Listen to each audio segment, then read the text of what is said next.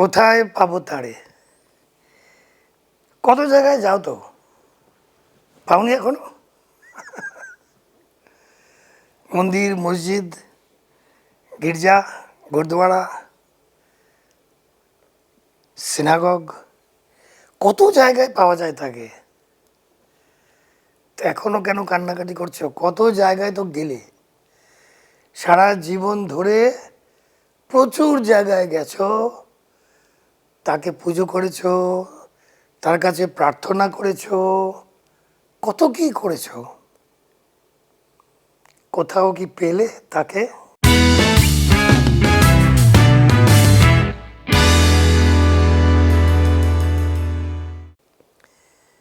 যেখানে যাওনি, যে জায়গাটায় কখনো যাওনি তাকে খুঁজতে,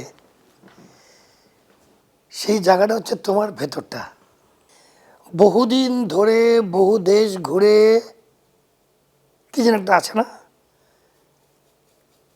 দেখা হয় নাই দুই পা ফেলিয়া, একটি ধানের শীষের উপর একটি শিশির বিন্দু, এরকম একটা কবিতা আছে। আমি খুব একটা পড়াশোনা করিনি, যার জন্য আমি ঠিক বলতে পারলাম না, মনে থাকে না।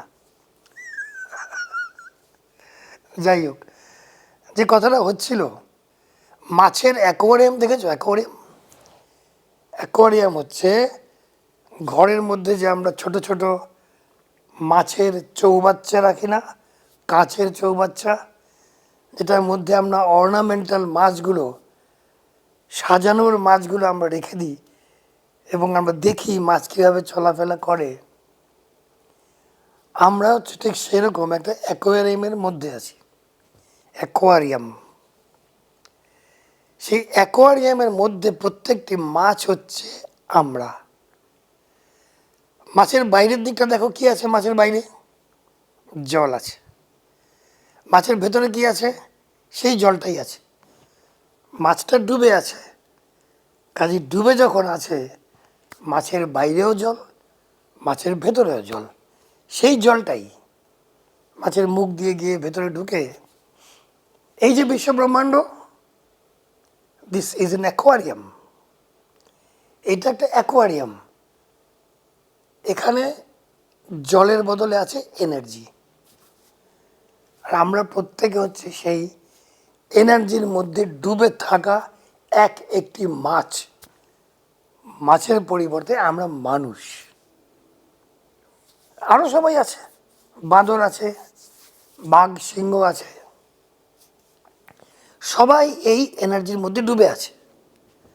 ঠিক যেমন অ্যাকোয়ারিয়ামে মাছের বাইরে জল, ভেতরে জল, ঠিক সেরকম বিশ্ব ব্রহ্মাণ্ডে এই যে পৃথিবী, পৃথিবী হচ্ছে বিশ্ব ব্রহ্মাণ্ডের একটা অংশ মাত্র। বিশ্ব ব্রহ্মাণ্ড তো বিশাল, লক্ষ লক্ষ কোটি কোটি মাইল দূরে যেতে হয়, তাও তল খুঁজে পাওয়া যাবে না, যা আছে কিনা আমি জানিও না। তো বিশ্ব ব্রহ্মাণ্ডের এই যে এনার্জির যে চৌবাচ্চা, অ্যাকোয়ারিয়াম ভরা থাকে জল দিয়ে, বিশ্ব ব্রহ্মাণ্ড ভরা আছে এনার্জি দিয়ে। সে এনার্জিতে আমরা মাছের মতো ডুবে আছি। আমাদের বাইরেও এনার্জি, আমাদের ভেতরেও এনার্জি। ওই এনার্জিটা কে? ওই উনি যাকে তোমরা খুঁজছো। কোথায় পাবো তাকে? কোথাও তো পেলে না। এত দূরে যেতে হয় কেন? তোমার শরীরের বাইরেও তিনি, তোমার শরীরের ভেতরেও তিনি। বাইরে নানান রকমের ডিস্ট্র্যাকশনস থাকে, বাইরে অনেক কিছু আছে। যেমন এই ঘরের মধ্যে লাইট আছে, ফ্যান আছে, টিভি আছে, ফুল আছে, পর্দা, দরজা, সোফা, আমি নিজে, এই জলের কাপ, এই ব্যাগ, সব আছে। কাজেই মনটা ডিস্ট্র্যাক্টেড হয়ে যায়, বিচ্ছুরিত হয়ে মনটা বিভ্রান্তিতে ভরে যায়। কাজেই ওখানে আর দেখা যায় না তাকে। বাট একবার যদি চোখটা বন্ধ করো, ভেতরে খুব বেশি কিছু দেখতে পাবে না, কারণ তুমি তো ভেতরে কি আছে বায়োলজি বা অ্যানাটমির বইয়ে পড়েছো, ডাক্তারি বইয়ে পড়েছো, ছোটোবেলা থেকে শেখানো হয়েছে কি কি আছে। শ্বাসনালী, পাকস্থলী, heart, lungs, liver, kidney, pancreas, intestine এসব আছে, জানো। কাজেই চোখটা বন্ধ করলেই ওগুলোকে দেখতে পাবে মনে মনে। ঠিক দেখতে পাবে না, কিন্তু জানো যে এই জিনিসগুলো আছে।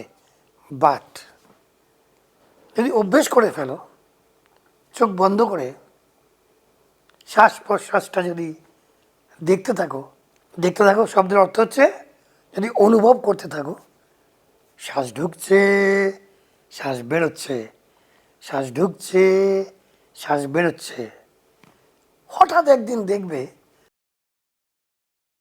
একটা অন্যরকম অনুভূতি, একটা অন্য কিছু যেন ভেতরে আছে, তোমার সঙ্গে রোজ কথা বলে।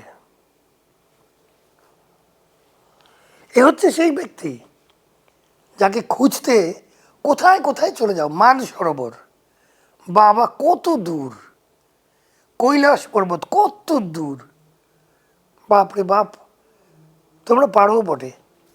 তারপরে ভিড় ঠেলে ট্রেনে উঠে কষ্ট করে রিজার্ভেশন না পেয়ে কত কত শত শত মন্দির মসজিদ গির্জায় চলে যাচ্ছ দেখবে বলে ওনাকে। আর উনি এদিকে তোমার ভেতরে বসে বসে হাসছেন, দেখ আমি সঙ্গে আছি, অথচ আমাকে দেখতে, আমাকে খুঁজতে কোথায় চলে গেল কৈলাস পর্বত।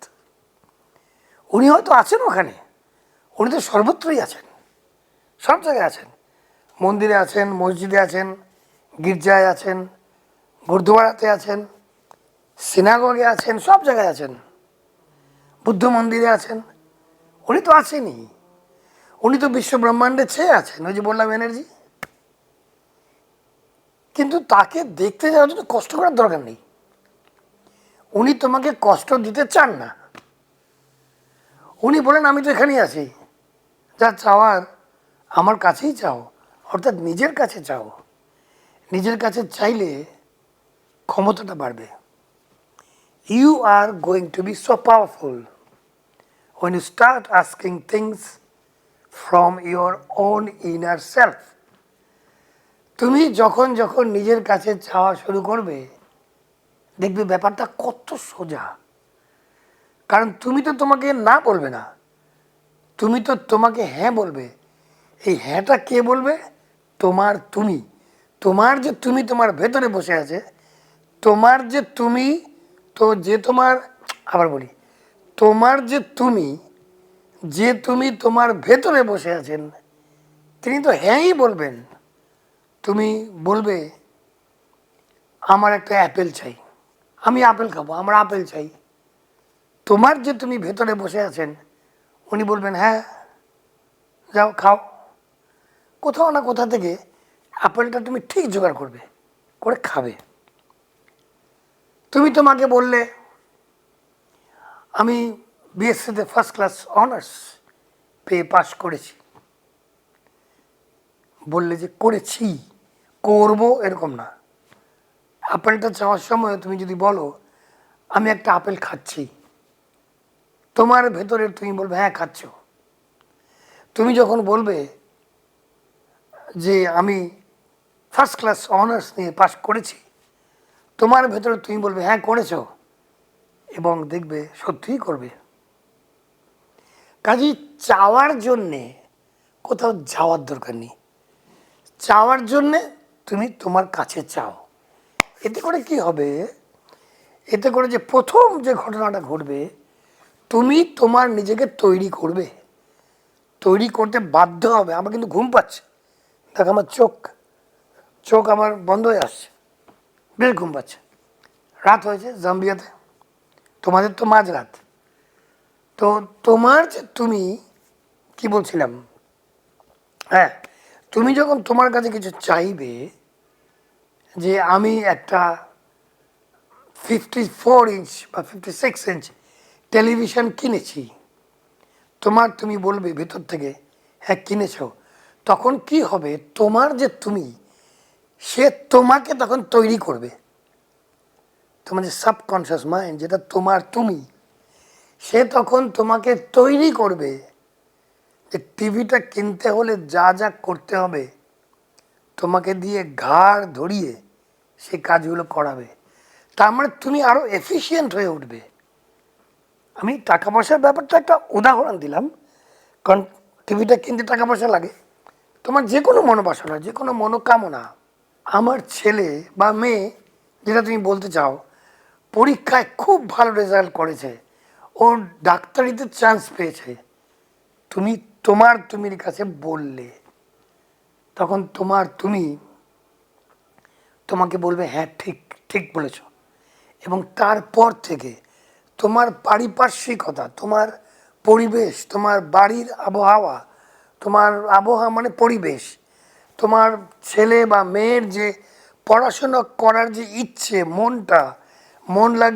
মন লাগিয়ে পড়া, তারপরে তাদের ভেতরে একটা যে জিদ, যে পরীক্ষাতে ভালো ফল করব এবং করে ফেলেছি, এবং ডাক্তারিতে চান্স পেয়েছি, বা ওকালতিতে চান্স পেয়েছি, বা ইঞ্জিনিয়ারিংয়ে চান্স পেয়েছি, বা বিদেশে যাওয়ার স্কলারশিপ পেয়েছি, এই যে জিতটা, সেই তোমার যে চারিদিকের যে এনার্জি, এই যে বিশ্ব ব্রহ্মাণ্ডের এনার্জি, সে এমনভাবে ওরিয়েন্টেড অ্যান্ড রিওরিয়েন্টেড হতে থাকবে, অর্থাৎ সেই এনার্জির ভাণ্ডার নিজেদের এমনভাবে সাজাতে শুরু করবে যে তুমি, তোমার পরিবার, তোমার ছেলে মেয়ে এবং তাদের স্কুল কলেজ সমস্ত কিছু মিলে এমন একটা পরিস্থিতি সৃষ্টি করবে যে তোমার ছেলে বা মেয়ে পরীক্ষায় দারুণ রেজাল্ট করে ডাক্তারিতে, ওকালতিতে, ইঞ্জিনিয়ারিংয়ে, বা চার্টার্ড অ্যাকাউন্ট, হোয়াট এভার, বা বিদেশের স্কলারশিপ যা চাইছো, দেখবে ঠিক তারা পেয়ে গেছে। এটাই হচ্ছে তুমি। এটার জন্য মন্দির মসজিদ গির্জায় যাওয়ার দরকার নেই, সেখানে যাও, সেখানে গিয়ে মানুষজনের সঙ্গে কথাবার্তা বলো, ভালো ভালো কথা শোনো। কারণ মন্দির মসজিদ বা গির্জায় যারা যারা কথা বলেন, তারা ভালোই কথা বলেন, খারাপ কথা কেউ বলে না, সেগুলি শোনো, ভালোই হবে। কিন্তু তাকে খুঁজতে, যাকে খুঁজছো সারা জীবন, সেই তাকে খোঁজার জন্যে কোথাও যাওয়ার দরকার নেই, উনি তোমার সঙ্গেই আছেন। অ্যাফার্মেশন বা ভিজুয়ালাইজেশন বা জার্নালিং যেটা তোমরা করো, সেটা যখন করছো, ডাইরেক্টলি তুমি কানেক্ট করছো তুমির সঙ্গে, অ্যান্ড দ্যাটস দ্য সিক্রেট। যখন তুমির সঙ্গে কানেক্টেড হয়ে যাবে, তখন দেখবে আর কিচ্ছু অসম্ভব না। তোমার জন্য ভগবান তুমি, তোমার জন্য ঈশ্বর তুমি, তোমার জন্য আল্লাহ তুমি, তোমার জন্যে জিসাস ক্রাইস্ট, বাহেগুরু, অলমাইটি গড, তোমার জন্য সব কিছু হচ্ছে তুমি। তোমার নিজের সঙ্গে কথা বলো, নিজের কাছে চাও, নিজের কাছে ডিমান্ড করো, and that is going to fulfil all your dreams. একেবারে সত্যি। আমাকে অনেকেই জিজ্ঞেস করে যে কী করে, কীভাবে, কী করলে আজ অবধি। আমি কিছুই করিনি, আমি আমার সঙ্গে কথা বলেছি, আমার সঙ্গে কথা বলে ঠিক করেছি যে এটা আমি করেছি, বাস করা হয়ে গেছে। এর থেকে ওপরে ঘুম পেয়ে গেছে ভাই, ভীষণ ঘুম পাচ্ছে, এর থেকে ওপরে আর কোনো কথা হবে না। কাজেই এটা ঘুমোতে ঘুমোতে করলাম ভিডিওটা, জানি না কেমন হয়েছে, ভালোই হবে, খারাপ কেন হবে, তোমরা নিশ্চয়ই দেখবে। তো কিছু অবান্তর কথা বললাম, কিছু বাস্তব কথা বললাম, অনেকের হয়তো পছন্দ হবে, অনেকের না হবে, কিন্তু মন থেকে বলেছি কথাগুলি। কাজেই তোমরা সাবস্ক্রাইব করো, শেয়ার করো, এবং আরও যা যা করার ইউটিউব চ্যানেলে সব করো, এবং তোমরা সবাই ভালো থাকবে, তোমাদের সবার মঙ্গল হোক। আবার দেখা হবে, যাও জিতে নাও।